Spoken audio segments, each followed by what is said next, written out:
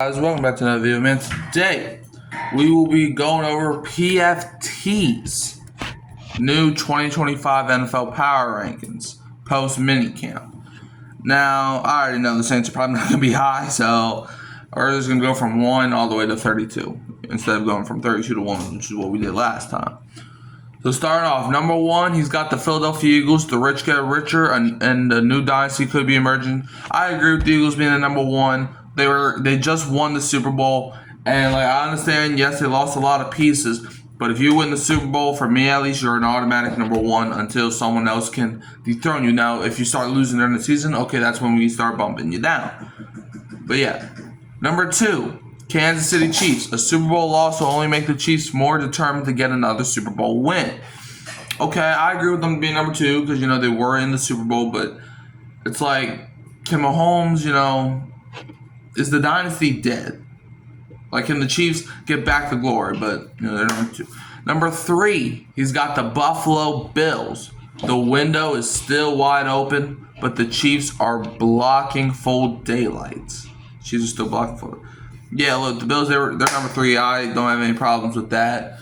And the window, I feel like is open. I feel like there's gonna be a year where the Bills are Super Bowl champs. Josh Allen, he's not gonna retire without a ring.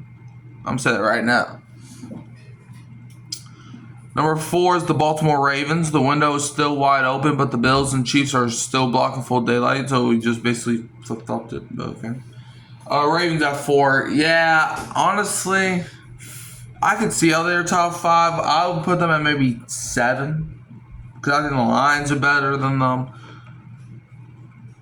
I think, the Commanders are better than them, but okay.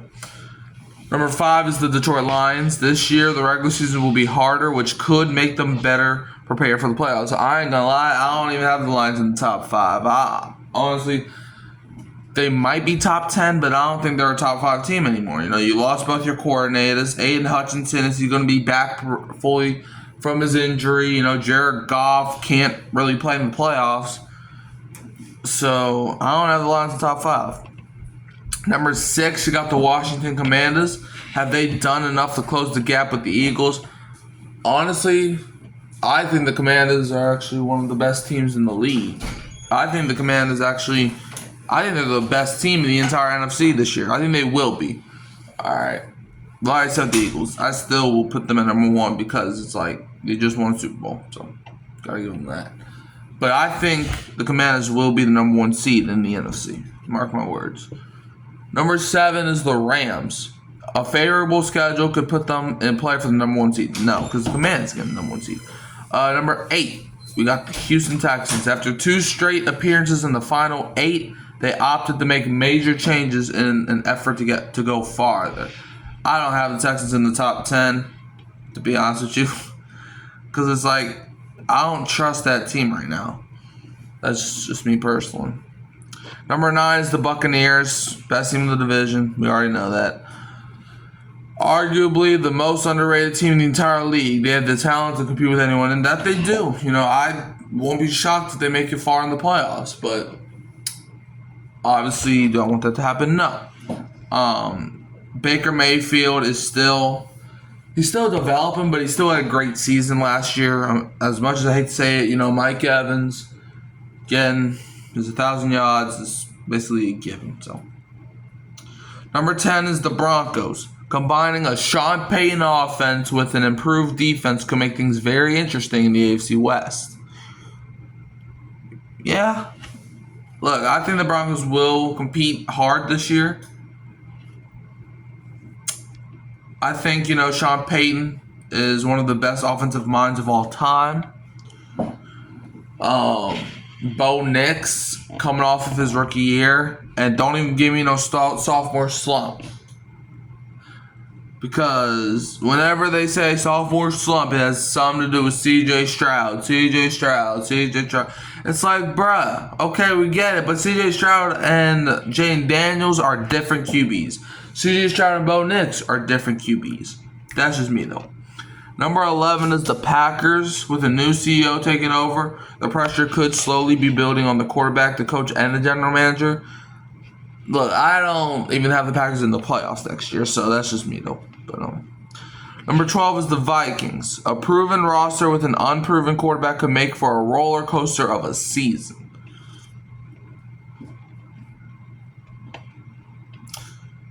Look, personally, I think the Vikings, I don't think they're going anywhere.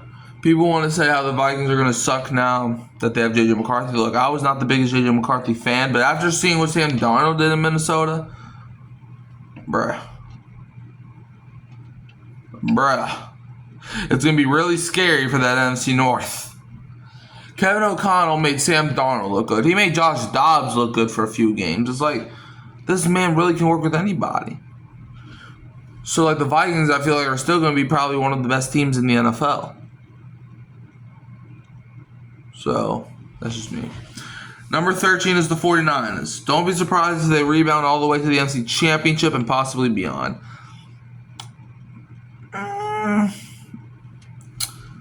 They're going to be more competitive. I'll give them that. But, you know, Purdy getting paid, like, I don't think the 49ers will be that good this year. Personally, because look at all the guys they lost in free agency. Fuanga, Greenlaw, Ward, Debo, Mitchell, some offensive linemen. Like, and they didn't really get better. They just got worse. They lost all. The 49ers literally lost the majority of their talents. So, we're going to have to see how that comes into fold. Number 14, we got the Bengals. The front office continues to keep the team from being everything it can be. Now, that is true. And look, I have the Bengals rebounding this year. I think they will rebound from back-to-back seasons where they did not make the playoffs. However, I will say this, though. The front office for the Bengals literally reminds me of the Saints front office. It's like they don't want to treat their guys with the respect that they deserve. Like, bro, they're about to literally lose their first-round pick. Honestly, if they were going to do that, they should have just drafted a dang punter in the first round. They probably would have got more use out of their punter than they will out of Shamar Stewart this year. So, oh my gosh. Number 15, we got the Chargers. In most other divisions, they'd be the favorites to win it. Yeah, you put the Chargers in the NFC South, they're winning that division. Even in the AFC South, the Chargers probably will win that division. Like, maybe even in the NFC West, Chargers might win that division. It's like, it's crazy, man. But I wouldn't say most of the divisions, because like the AFC East, you got the Bills, they're taking over. AFC North, you got the Ravens or the Bengals, they're probably going to be taking over.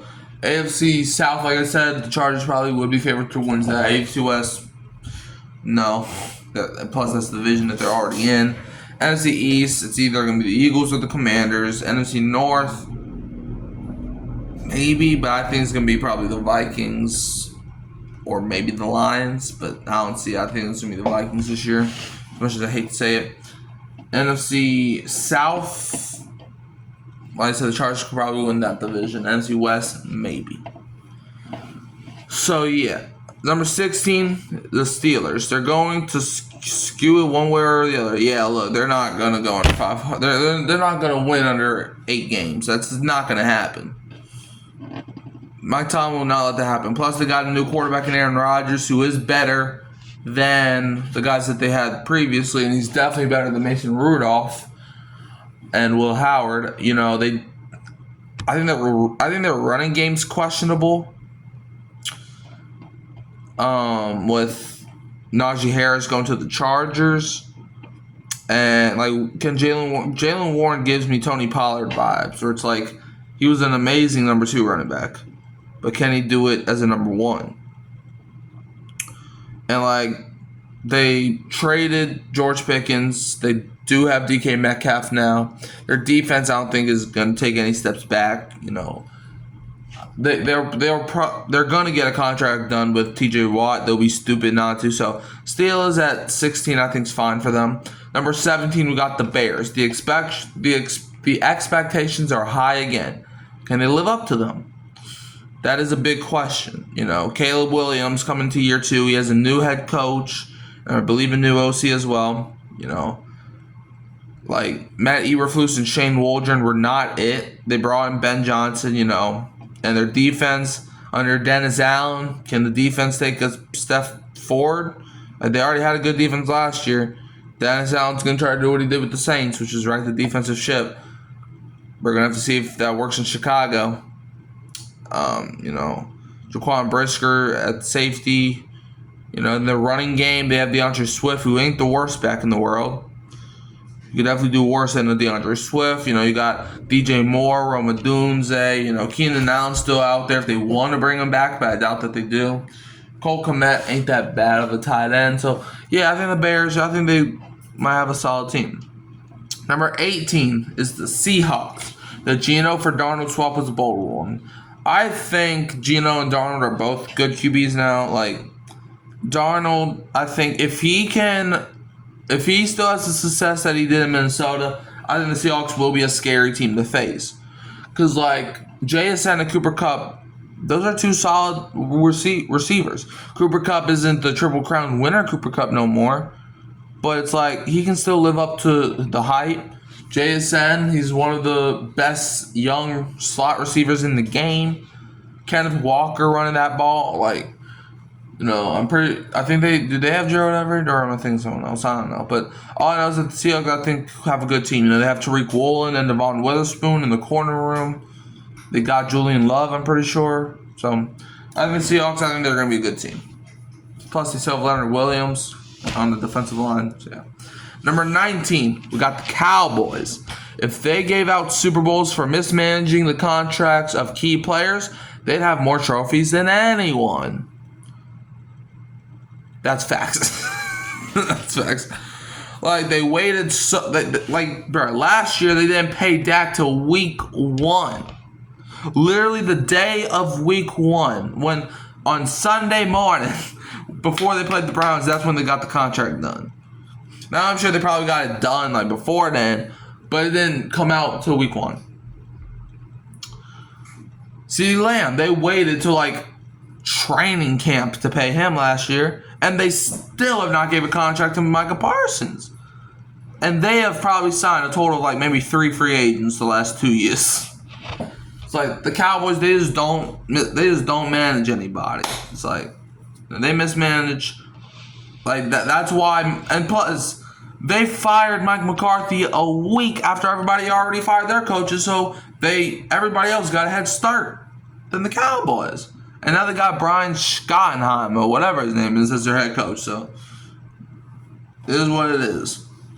At number 20, we got the Cardinals. There's a quiet vibe that they might be ready to contend. They'll have to prove it on the field. You see, the thing with the Cardinals is you never know. I think the Cardinals will be a solid team, maybe even a good team, but you never know with the Cardinals. The last few years, other than that miracle season 2021 that they still found a way to ruin, they've always been a fringe playoff team. You never know with the Cardinals. It's either they're a good team or they're a bad team. I think they're higher than number 20, though. I think I would put them probably where the Bears are, and maybe put the Bears back one. But the Cardinals, Kyler Murray, can he finally, take a step forward? He's doing year 5 or 6? Something like that. He's been in the league for a while now. He has to put it together. And, you got Marvin Harrison Jr., so can you actually use him? James Conner, I'm pretty sure, is still there. So we're going to have to see with the Cardinals. Number 21, we got the Patriots.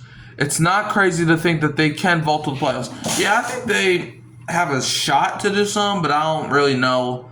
I don't think they will. Drake May is coming to year 2. They did spend a lot of money in free agency. They got guys like Milt Williams, Stephon Diggs. So they're rebuilding that core. I like what the Patriots are doing. I think they're building a great future team. Number 22, we got the Jets. Even if Aaron Glenn can pull off a line-style culture change, it will take a little time. It's going to take a lot of time. Justin Fields is not it. Breece Hall, there's already trade rumors that if the Jets aren't doing good by the trade deadline, which I don't think they will be, that Breece Hall could find his way on a new team, maybe even a contender that can actually use him. So Number 23, we got the Falcons. Michael Penix Jr. looked good in limited work last year. What will he do as the full-time starter? Okay, here's what we're not going to do. We're not going to glaze this man. This man played 3 games. Did he look good? He looked okay. But he did not look like a freaking Aaron Rodgers. A Tom Brady. Y'all keep acting like this man's the future of Atlanta. How can you say that after 3 games?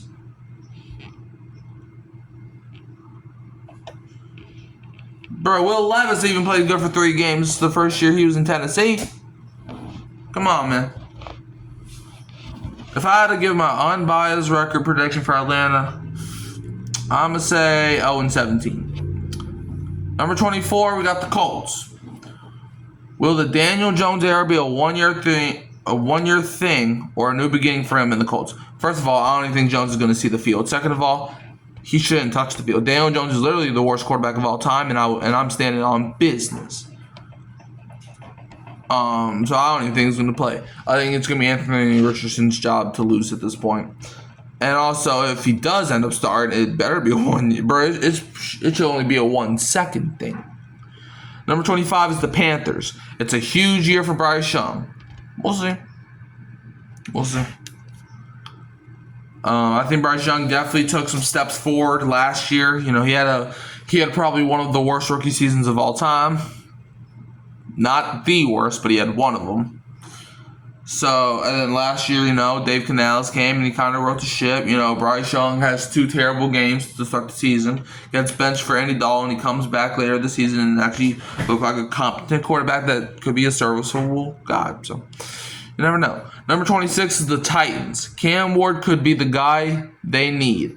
If so, they'll rocket up this list once the games start. Yeah, look, the Titans, right?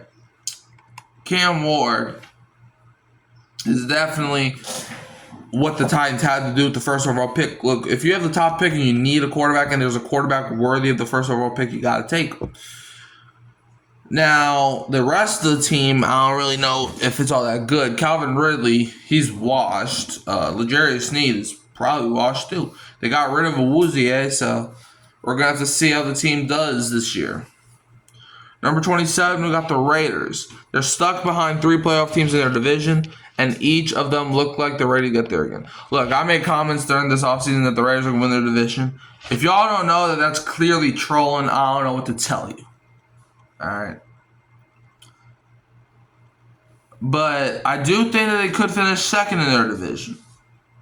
You know, you got Genty, Bowers. Bro, that's a good team. That is a good team. Geno Smith, Max Crosby, Christian Wilkins. Like, they have a solid team. I won't be shocked if they're second in the division. At least second. Well, probably at most second. I don't think they're going to overthrow the Chiefs like I've been claiming. But that was clearly trolling. If y'all don't know what trolling is, then I don't know what to tell y'all. Number 28. We got the Jaguars on this list. Can Trevor Lawrence get back to what it once looked like he was becoming? I think the Jaguars will definitely shock some people as well. Because, like, if y'all don't remember, Trevor Lawrence 3 years ago, had the Jaguars winning a playoff game. I personally feel like the only reason Jacksonville was not good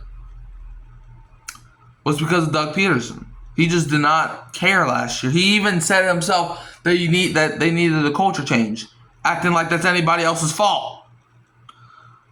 So yeah, Jaguars at 28. I don't think I would put them way up. But I understand what they're not going to. But look, they drafted Travis Hunter. They still got Brian Thomas. I think the Jaguars will be one of the best teams. Maybe not one of the best teams, but I do think that their ceiling is AFC Championship and their floor is 7 wins. That's me. I am really high on Trevor Lawrence this year. Hey, I gave him credit. Like, Trevor Lawrence at one point looked like a top 5 quarterback. At one point. So I said that he deserved the money he got. So now we're going to have to see. Number 29, we got the Dolphins. What have they done to get better than they were in 2024? Now that's fair. I still think they have a solid team. You know, they have Tua, Jalen Waddle, and Tyreek Hill still. And as of right now, they still have Jalen Ramsey. And I heard Tyreek Hill's going to try to convince Ramsey to stay, which must mean some if Hill's trying to convince him to stay. So, yeah.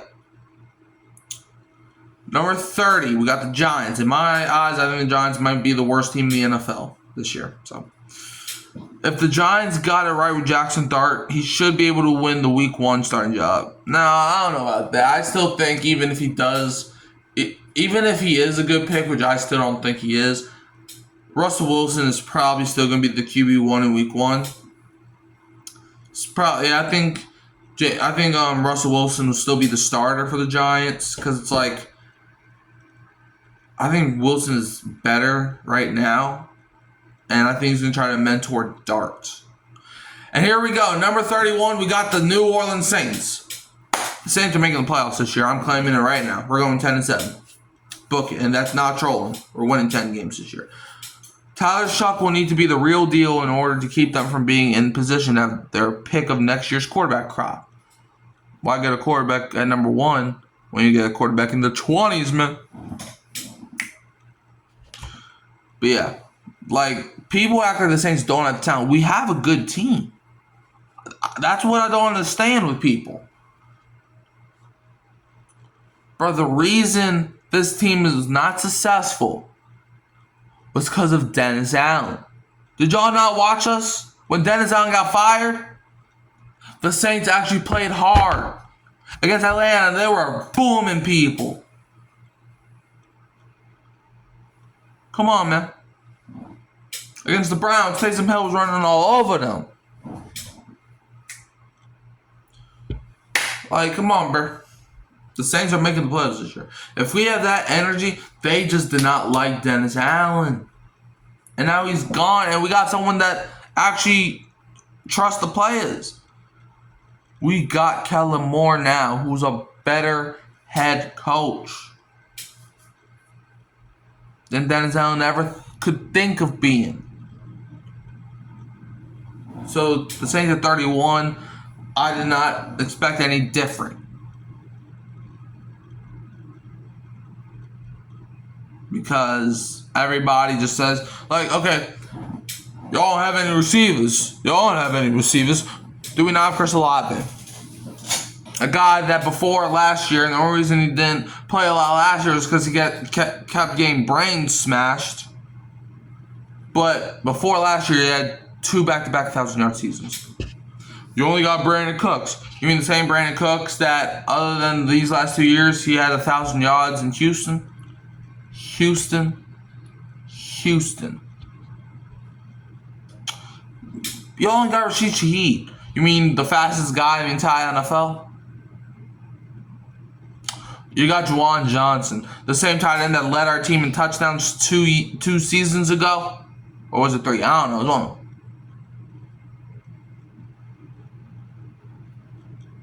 Y'all have a good O-line. So we don't have Eric McCoy, who's just in the Pro Bowl. We don't even have Trevor Penning, who upgraded. Kelvin Banks, first round pick. Please Flogga, first round pick. Cesar Ruiz. Now y'all probably are in Ruiz. But so we don't have Alvin Kamara, right? She just retired. You still have Kamara. Okay, what about the defense? Kool-Aid, one of the best rookie seasons. Not of all time, but he was the best rookie on the Saints last year on defense. Alontae Taylor, he's a dog. Defensive line, Carl Granderson, Chase Young, Cameron Jordan. At linebacker, we got DeMario and Pete. The Saints have a good team. And y'all are going to see this year. Y'all going to stop disrespecting. Hold on, let me find it. Y'all see it? Where is this inside that? Hold on. Y'all going to respect these. Y'all going to respect these. In 2025. I'm telling you. Man. I don't bet, but if I did, I would put my money where my mouth is. But I can't bet, so that's no go. Anyways, now number 32 is the Cleveland Browns. It's almost like they try to come up with new ways to be dysfunctional. I think the Browns won't be as bad last year. I think the only reason that they were that bad is because they kept on playing around with their quarterbacks. But I feel like if they start either Joe Flacco or Shador, I feel like the Browns will be at least a fringe playoff team. They still, just like the Saints, the Browns have a lot of talent. They have a solid run game, solid receivers. So yeah, Browns at number 32, I don't really agree with. But that's the list. Do y'all agree with any of PFT's rankings? Don't shoot the messenger. This is their rankings. So anyways, y'all can always find me at Hurricane Mike, keeping Kyle Phelps and Keeping It Real Who Dat Sports Podcast.